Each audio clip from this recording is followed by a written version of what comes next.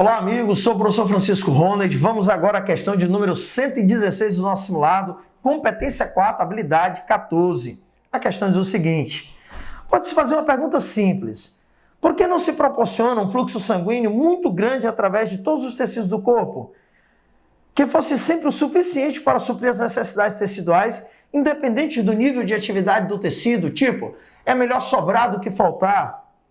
Mas a resposta é igualmente simples. Esse mecanismo requisitaria um fluxo sanguíneo muitas vezes maior do que o coração pode bombear. Este problema permite inferir que o corpo controla a quantidade de sangue circulante em suas partes. Esse controle é efetuado através de quê?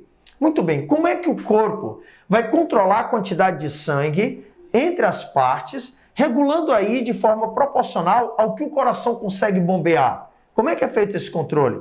Não é pela destruição dos componentes do sangue, que até acontece com alguns componentes, como é o caso das hemácias, que são destruídas em órgãos como o fígado e o baço, e servem aí, por exemplo, no fígado para a produção de bile. Então isso acontece. Fígado e baço são considerados cemitérios de hemácias, entre outros motivos, no caso do fígado, para a produção da bile. Pressão osmótica dos nutrientes na dieta não é um mecanismo, tá? Essa pressão osmótica, geralmente, ela serve para evitar edemas e puxar a água que sai dos capilares de volta para o vaso sanguíneo.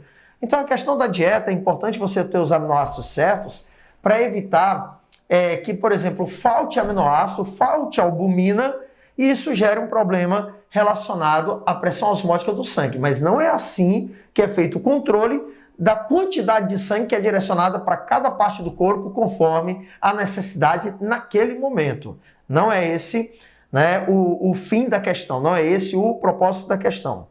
Vasoconstrição e vasodilatação, sim. Aí você tem uma resposta correta. Por quê? Porque ao comprimir os vasos sanguíneos e ao dilatar os vasos sanguíneos, o organismo é um dos mecanismos que o organismo utiliza para aumentar ou para diminuir o fluxo de sangue em determinados tecidos. E dessa forma, fornecer o sangue em maior quantidade para aquele tecido que está precisando mais. Não tem como o corpo fornecer em abundância, não tem como o corpo fornecer mais do que o necessário, não tem como o corpo usar a lógica melhor sobrar do que faltar, porque essa lógica não é própria para a vida, não é sustentável. Então, nesse caso, a vasoconstrição e a vasodilatação ajudam ali a regular a quantidade de sangue que vai para um tecido ou outro, como seria o caso, por exemplo, da vasoconstrição, a ideia de fechar uma torneira para determinado tecido, e a vasodilatação, a ideia de abrir uma torneira para outro tecido, fazendo esse controle de forma equilibrada, de forma sustentável. O melhor sobrado que faltar não existe quando o assunto é metabolismo, é fisiologia. Acúmulo de excretas nitrogenadas está fora, isso nem seria um propósito adequado.